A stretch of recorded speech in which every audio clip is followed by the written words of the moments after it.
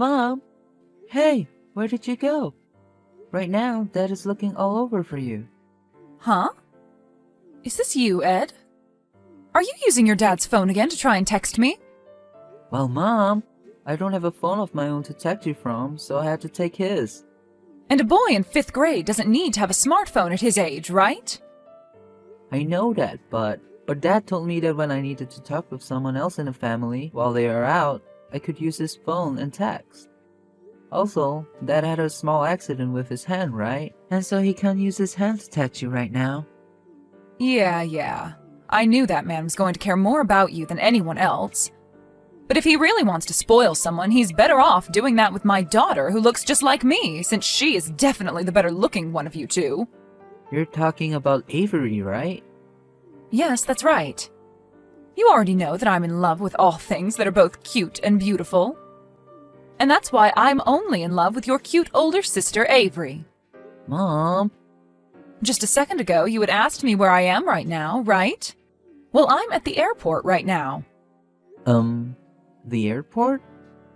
I'm going to be taking your sister to France with me, and she's going to become a supermodel with the help of her mom. She's going to become a supermodel in France? I'm going to take her to Paris with me, and we'll find her a modeling agency who will take great care of her. And you are far too ugly to be a kid of my own, so I won't be needing you anymore.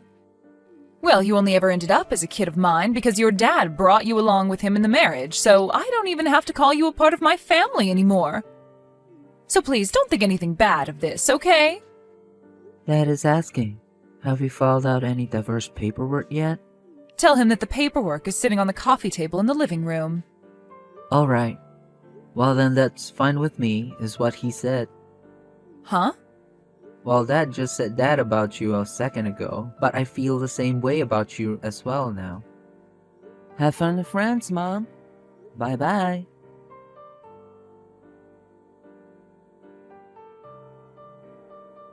Hello, Ed? This is your phone number, right, Ed? And who am I speaking to right now? This is your mom, Andrea. What? I've heard about how you've been doing so well for yourself, Ed. So now you can look up to me as your mom since I was able to get you to this point, and I can feel good about myself again as well. I'm sorry to say this, but I don't believe I'm speaking with my mom right now. Well, it has been 10 years since we last met, and I'm sure my number is different from the one I had back in those days. But look, I'm your mom. And if you're wondering how I got your number, I was able to get it from your aunt.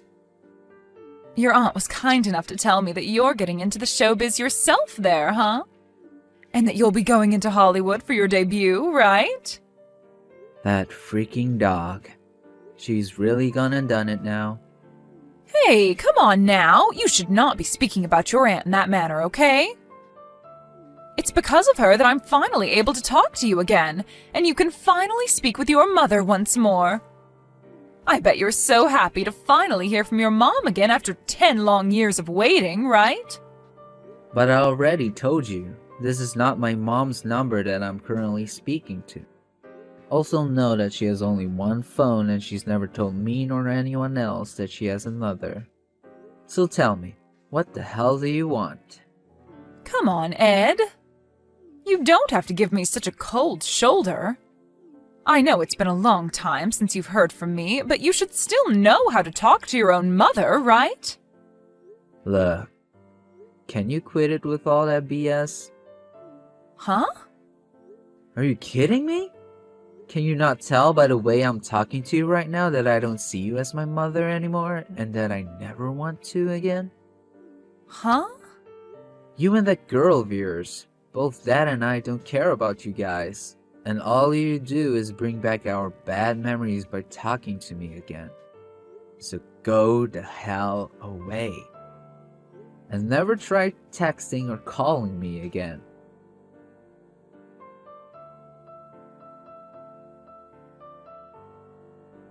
Ed! This drama that I'm watching right now, I can tell just by looking at your face that you're the one playing the rival to the main character, right? I saw your name in the opening credits, and that face of yours is the same as when you were back in 5th grade. I totally get it now. Back in the day, you were a bit of an ugly duckling, but now that you've grown into a young adult, I have to say that you are one handsome-looking gentleman. Amazing. So you really are my son after all. Ugh. You're texting me again? Hey! Do you really think that's the right way to talk to your own mother? It's not. So you'd better start talking to me in a polite manner from now on. You're not my mom. And that is why I'm talking to you like the annoyance you really are. All right already, all right. I get it that it's because of me that you've become this amazing little actor. It's because of all that wishing and praying that I did to have a child of mine turn into an actor that you've become such an amazing person, right? Seriously? And compared to you, your older sister Avery, well, let's just say she's not doing as great. What's happened to Avery? Well, her and I are coming back to the States soon. Weren't you and her trying your hardest to get her to become a supermodel or something? Well, that did never really turn into anything more than just a dream. I thought for sure that since she's a natural beauty, she'd be able to make it in one of those agencies over there, but of course, those French have a different idea of who's beautiful or not. So in the end, any agency we went to never gave her a chance to model, and any private work she tried never ended up being scouted. And what's worse is after failure, she began to eat a lot more bread and stuff to fight the stress. And let's just say she's gained a few pounds. Really, she's no longer a beauty whatsoever, but rather the definition of an obese person. Seriously, I cannot use her at all now. But this is why, to me, you were the perfect son any mother could ever ask for. My prayers were finally heard, and you turned into the most handsome-looking young man imaginable. Well, I didn't get this far because of you. Huh? The only reason I've become an actor is because I wanted to become one, so I put in the effort to get to where I am now. To tell you the truth, it's supposed to be the manager's job to be here with me to help me diet and make sure I stay up to date on roles, right? Well, you haven't been here for me these past 10 years, nor have you ever been my manager, so screw you. Huh? Also, people don't just make it in a modeling or acting business by looking good. Ed! You have to be able to act as well, whether it's on stage or in a studio. And you have to be able to work to become the character you want to be, which takes weeks to perfect. Wait a minute.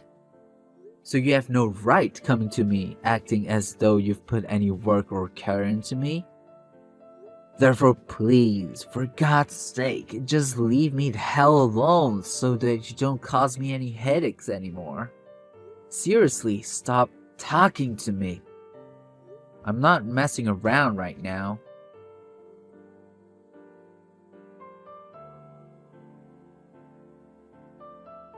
Seriously, Ed? Don't you think you're going a little too far with all this after having blocked your own mother's number now? Are you kidding me? I had my phone number changed so that I could get in touch with you again. I told you already, stop trying to get in touch with me anymore. Oh my. Well, why would I ever want to stop talking to my son? Are you really sure you want me to stay away from you even longer than I already have? I plan to become your manager soon so that you can become even more famous. What? You don't have to try and keep me at bay anymore. I promise that I'll do everything in my power to make sure you get as many roles as you'd like. And if you're worried about me having any experience, just know that I've been the manager for Avery for the past 10 years, and I did a wonderful job at it. By wonderful, do you mean you failed her on multiple occasions, and that's why you're back? Huh? As from what you've told me, you didn't take Avery anywhere as her manager, and only led her to becoming fat and sad about her life. You told me that yourself the last time we chatted about her. Well, that was something else. It had nothing to do with me as her manager, rather do with her way of thinking. She didn't have the drive she needed to become a supermodel, and that's why things didn't work out for her. But you're different. I know that with my help, I can take you to the top. Well, I'm already on my way there. Huh? My manager happens to be one of the most well-known in the Hollywood world, and she also happens to be my mom. Your mom? Ah, right. So this is your way of saying that you want me to be your manager, right?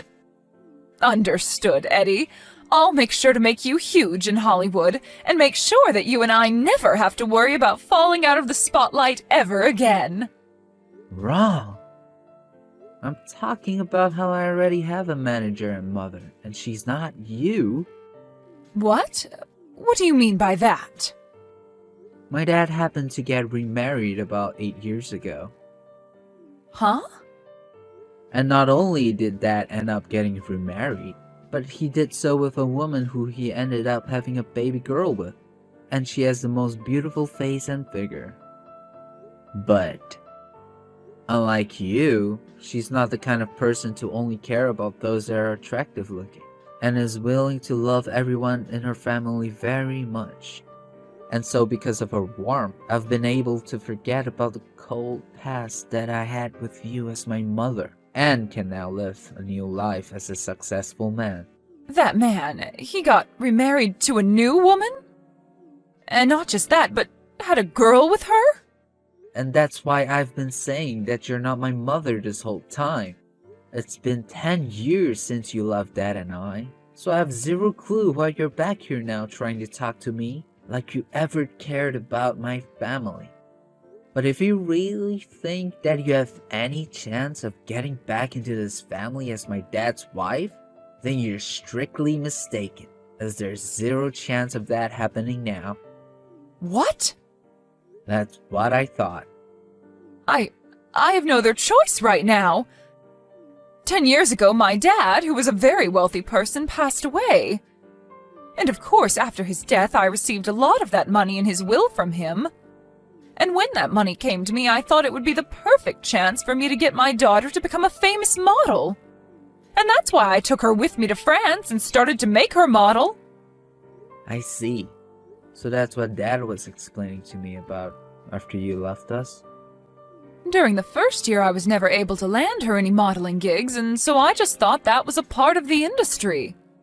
And since she didn't have a name for herself yet, I decided it would be better for the two of us to start conforming to life there first before getting into modeling. But then it was 2 years, and then 3 years, and time just kept on going without us ever seeing any real work come for us. And during that time, Avery graduated from an international high school there. That was the moment I thought she'd really put all her time into modeling without the need to study, but I was wrong. But then I started to really have a closer look at her, and it appeared to me she already gave up. And the food there had gotten the best of her. She was no longer the beautiful young woman I pictured her as, rather a model for some weight loss ad. And it wasn't just that. I noticed that a lot of the money from my father had dwindled away, and so I had to make the choice to bring us back to the U.S. What? The house that your sister and I had been planning on living in is no longer there for us. And so right now, we don't have a place to go home to. Right. Currently, your mom is in an elderly home, spending the last couple of years of her life being cared for by the nurses there. What? I heard from her that she used the money left over by her husband and the money from the house when she sold it to get into a really nice home where there are all sorts of amenities for her. You're kidding.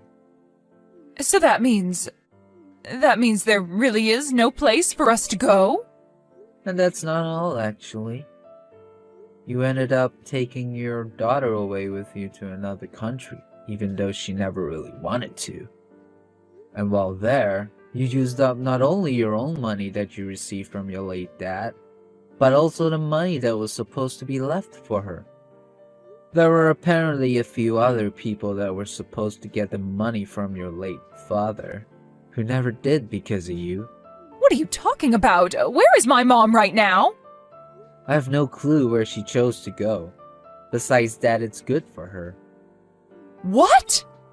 So far, everything I've been telling you has been okay to tell you, as the other parties involved don't seem to mind you knowing. But even if I did know more about your mom, I wouldn't tell you, as she never gave me the permission to. Hold on a second. If you're not going to tell us where she is, how are Avery and I going to live? Think about that one yourself, Andrea. Huh? There's another thing. As for that aunt of mine that ended up causing you to learn about my current situation in the first place, the whole family has stopped talking to her. So if you're trying to go for her for more information regarding me, you won't learn anything more than you already know. Huh? Now, I have to get ready to head into the studio for another session of takes, so I'll be going now. Huh? Wait a second, Ed. I'm blocking you again. Right now I'm stuck in a cheap motel with Avery and we don't have much money left to keep us here. When it's all gone, we'll have to move into the streets. Hey, I'm only asking you this one time to please give me a place to live, just for a little bit.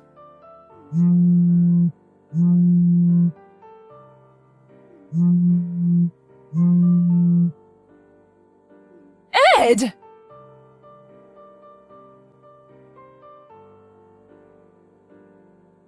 There was one last thing that I never ended up explaining to Andrea, and it all had to do with the information that was left over regarding her late father's money and assets, and who they all went to. On that sheet of paper, she could probably take a closer look at it and learn where her mother ran off to, had she just taken the time to do so. Of course, Andrea or Avery could still think of that as an option and take a look for themselves, but I was never gonna recommend that to her, as I just don't care about either of them. So whatever happens next with those three will be left unknown to me. And a couple days later, Andrea and Avery both appeared to have figured out where I was currently working in Hollywood and came to find me. But of course I told security of this, and they made sure to stay on the lookout for these two. And when they were spotted around the studio, security called the police, who then came and grabbed the two of them, where they later found some information on distant relatives of them who they ended up calling to come get them. And within a day, a black minivan pulled up outside the police station to pick those two up, and then they were gone for good. My dad later called me to tell me that distant relative was Andrea's younger sister, who ended up taking those two into her company to work for her, day and night, for the rest of their lives. It was such a relief to learn that Andrea and Avery could no longer touch any of us anymore, and ever since then, I've been able to live in peace. Thank you so much for watching and listening. We hope you enjoyed the video. Don't forget to like this video and subscribe. Also, feel free to leave a comment about what you thought of the story. We look forward to seeing you at the next story.